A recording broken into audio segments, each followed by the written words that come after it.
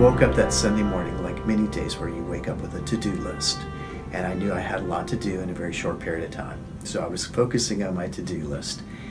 And as I started to listen to the news unfold, I went to one of the places where I use for most quickly breaking news, which is social media. Mm-hmm. And I saw that some people were talking about thinking of going over to the center, which is an LGBT center that provides services for those in the LGBT community in Orlando. Mm-hmm. And I recognized that I spent several years providing volunteer counseling there. I still had former students who were working there. I had colleagues who were still involved there. And I thought, you know, with my training, with my knowledge, with my awareness of what their clientele's like, of what the center's like, that I could be of help. And I've got this to-do list. And so there was an internal conflict going on. And finally I decided that I could not participate. What were your first steps in terms of helping when you got there? When I got there that morning, it was a little chaotic. It was only a few hours. I think I got there maybe about 8:30 in the morning. So we're really talking just a few hours after the shooting happened, and people were still waking up and starting to mobilize. When I walked in, I found the executive director of the center and introduced myself. I have been trained with Red Cross Disaster. And one of the things in the training they tell you is to report to the person in charge, let them know that you've been trained, and then do whatever they ask you to do. So that's what I was fully expecting. They introduced me to David Baker Hargrove, who was mobilizing the efforts at that moment, and also Alicia Homrich from Rollins University or Rollins College. Rollins, yeah, I know. From Rollins. Rollins, right. Yeah, was there. And so quickly David pulled us together, the three of us together, and said, let's start organizing this. You all have been trained. You understand what to do. Let's start putting this together. And then it really became men in the trenches, triage mode as far as counseling went. But it was a very quickly developing and organic situation that morning, actually all that day, actually all that week. So if somebody would ask you, what are first steps we need to take when community is traumatized? I guess I could answer that in a multi-phase question or an answer. The first thing, immediately after a disaster happens, there needs to be a quick and immediate response. There is no way that a community ever can prepare for an event like this. But there are things that we can do as counselors to prepare for it. The Red Cross training is invaluable. With the fact of the world that we live in, we know that events like this are going to continue to occur. And even if it is not a shooting or man-made, there are always natural disasters that occur that traumatize a community. So we understand that there's going to be a good need. And for those of us living in Florida, we're going to continue to be put into a situation where, whether it be man-made or natural, disasters do occur, and prepare ourselves for that. So part of preparing is going through training and understanding what type of clients and what type of community we'll be dealing with in the moment as it's happening. So if it's a natural disaster, if we were to say a hurricane were attacking, If hurricane would come here. Yes. Yeah. If we were under a hurricane, that we have to react in the moment. Very much like that Sunday, we really weren't sure what we were dealing with. And so it was very dynamic in the fact that it continued to develop. When I first arrived at the center, we didn't really know how many people were dead. We knew that several were dead. I remember one point, it was some point early in the afternoon, and during that day we had a lot of the news stations on, and people were really looking to the news and social media to figure out what happened. Yeah, it was on everywhere. We were the same way, but we were so busy working with the counseling efforts, it was more secondary information. We'd walk past somebody, and I remember asking, so what's going on in the news now? And at one point they were holding a press conference, and they talked about it being the largest mass shooting in United States history. And it was overwhelming to know that something that large had just happened. And we were in the trenches. And even more so that day, not understanding exactly the extent of who was involved, there was an element of danger that continued to occur. We had security brought in right away to monitor the doors. Several times during the day, they moved us away from the windows because they were afraid of drive-by shootings. There had been threats made against the center, things like that. So it was a very interesting day. Okay, so what would you say no one should ever do? So some things that they shouldn't do is that they shouldn't minimize whatever anybody's experiencing. Because it's their reaction. Whatever's happened, it's their reaction to it. So being able to allow them the space to feel and to think what they're going through at that time. Also not to push them. They will go through this when they're ready to. They'll be ready to talk about it. And also not to encourage them just to keep going. What does it mean?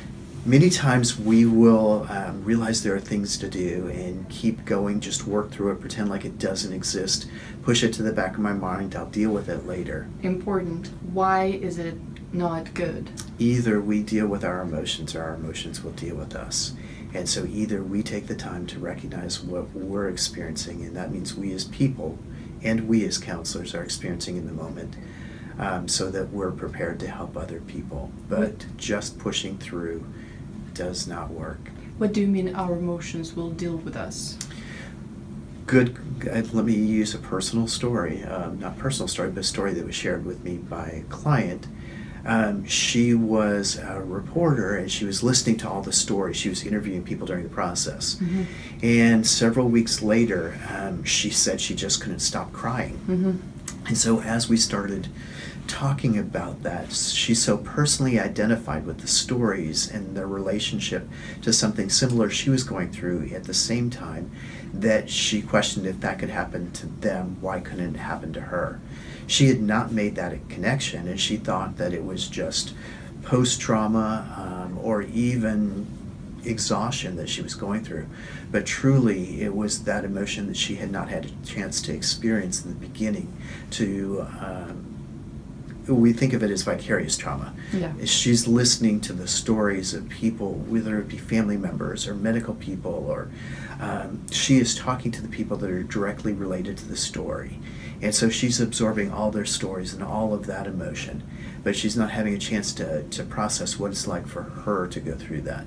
So in the end, she was having this physical reaction where she couldn't start crying and really didn't understand what it was. It's like body keeps the score. Absolutely.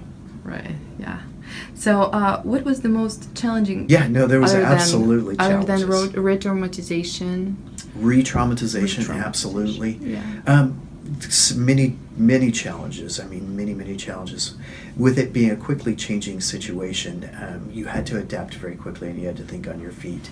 I remember at one point we had a legion of counselors that were sitting there waiting to help, but nobody was coming in, and the people who were coming in were looking for news. They weren't looking to talk to somebody. So we recognized very quickly that we needed to send counselors out. So we sent counselors out to bars, restaurants? Did that later on in the week, but that day we sent them out to the blood trucks, the trucks that were collecting blood donations to talk to people who were waiting in line. They were feeling something happened and they wanted to do something about it. So we sent them out there with water, just to hand out water. Hey, I'm a counselor. If you want to talk, come and find me. And so reaching out to find them where they were. So that was one piece of it, thinking on our feet. But secondly, there's also this internal personal reaction and also a professional reaction, right? Right. So professionally thinking about it from supervision, you want to make sure that the counselors are taken care of, that they're getting a chance to process, that they've got questions they need answered. They have questions about informed consent and what to do. Yeah, and ethical, all all the ethical. Absolutely. Yeah. They need somebody to answer those questions. So that piece has to be managed. But then internally, I remember thinking, wow, this just happened. Somebody just shot 49 people and killed them, and others are wounded.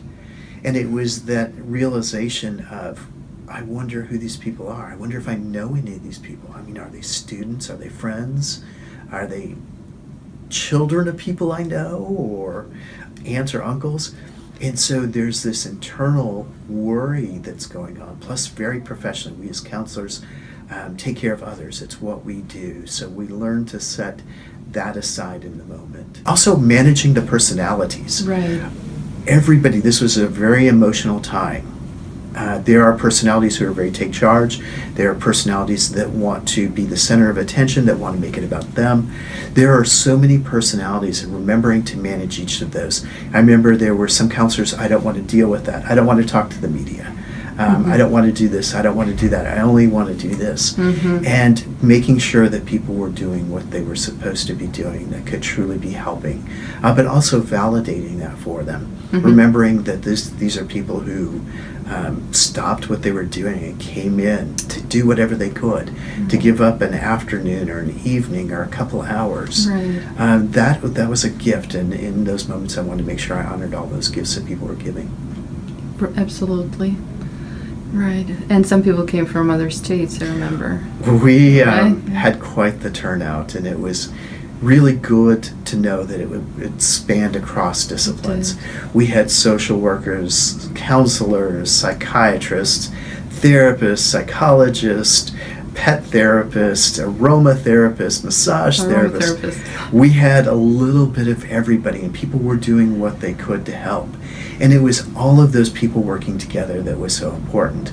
I remember we set up a grief counseling center at a church nearby. Mm-hmm. And during the week, we would usually have a dog or several dogs that were sitting in the welcoming center when clients would walk in. Mm-hmm. And in particular, I remember one young man who was brought in who he was at Pulse Mm-hmm. that night, and he was brought in by his roommate, and he didn't think he needed to be there, but she drug him in.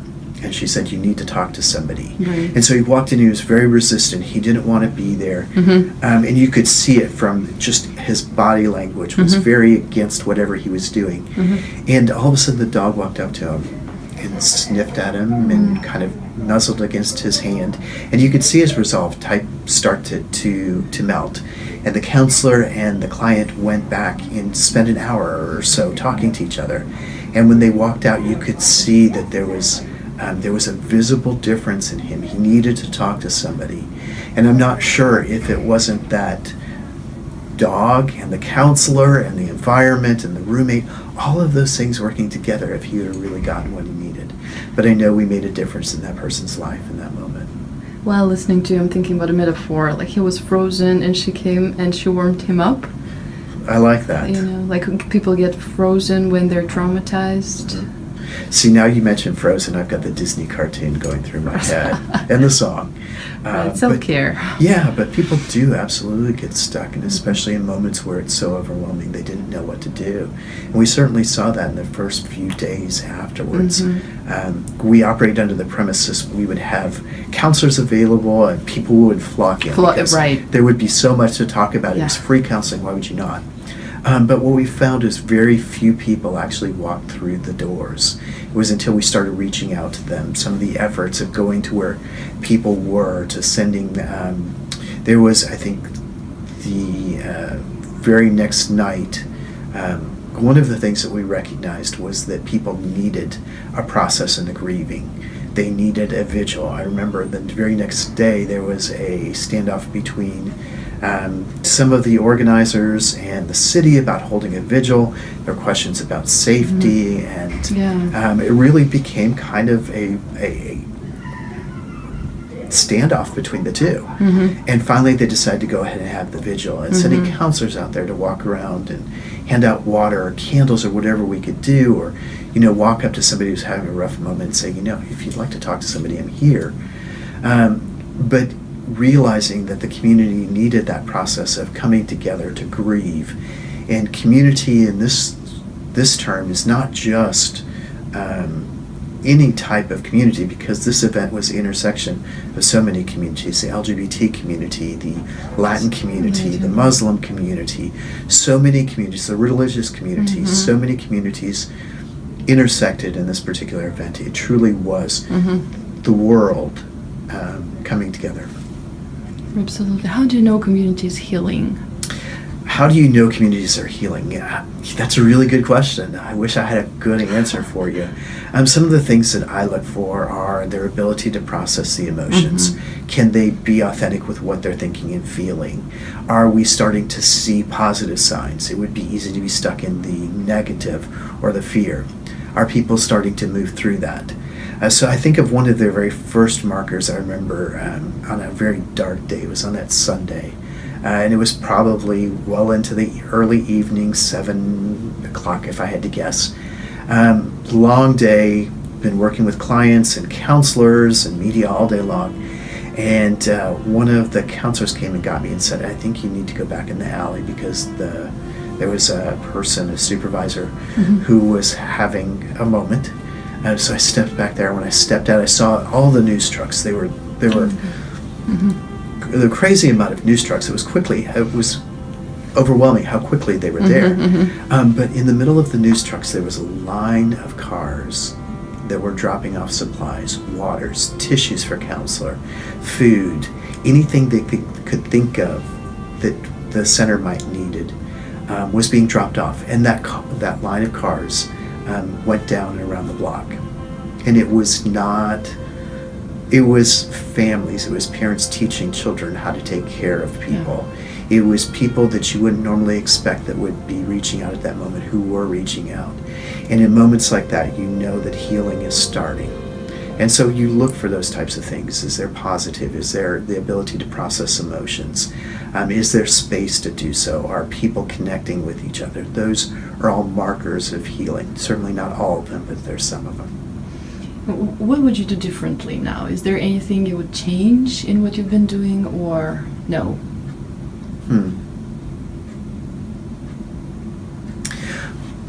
You know, it's easy to look back and realize that there are things that could have been done better.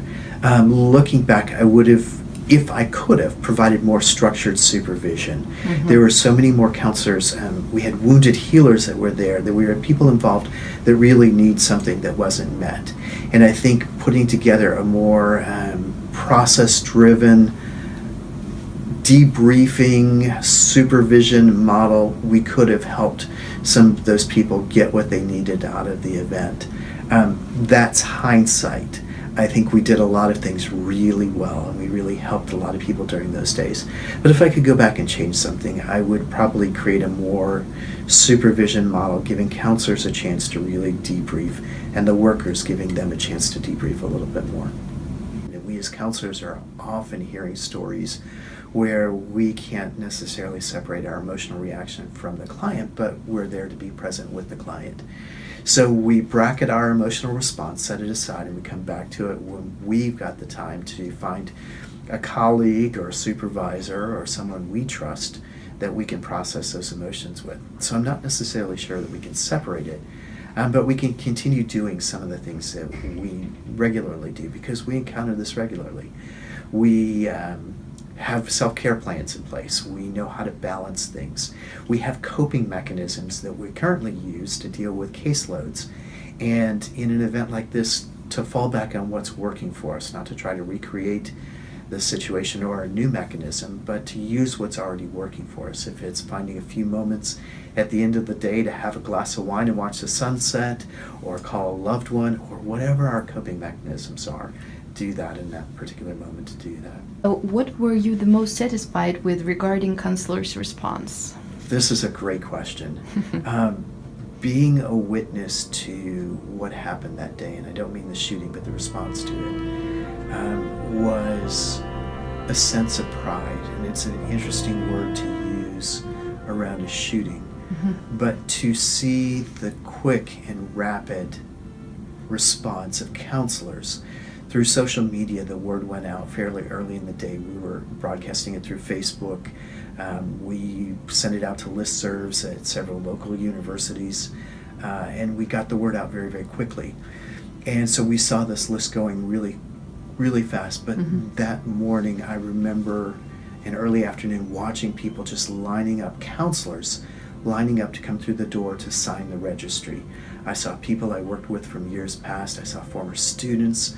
I saw all types of people that were walking through and saying, I'm here, use me however you can. I just want to help. And so we as counselors should feel very proud of what we did that day. We organized something that became a movement that really filled a need in the community for the first few weeks after the shooting, and still continues to fill a need. But as counselors, we were on the forefront. We did that day. And so we should feel very, very proud of that, to know that we're walking with people through literally some of their darkest days and helping them navigate through that. One of the things that I became aware of that day too is to never underestimate the human spirit. I remember in particular there was one young man, probably early 20s, who'd been in the club that night. He's in most of those news videos carrying people out. Mm-hmm. And he came down to the center right before lunch. He basically went home, took a shower, and came to the center because he wanted more information. He wanted to help.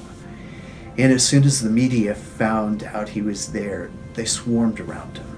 And one of my jobs was to protect, to make sure that his mental health was being taken care of, that the media wasn't pushing too far. Mm-hmm. And I remember standing right off to the side of him, listening to him, and they were asking him very deep and personal questions, and I really wanted to stop them because I didn't want him to be re-traumatized. Mm-hmm. But I could see that he wasn't showing the signs where he was having an extreme emotional reaction. Mm-hmm. And as I stood there and watched him, I could see that by him telling his story, he was already starting the healing process, and remembering that so often our stories can be healing. So allowing people the space to do that, even though we as counselors may want to protect them in that moment.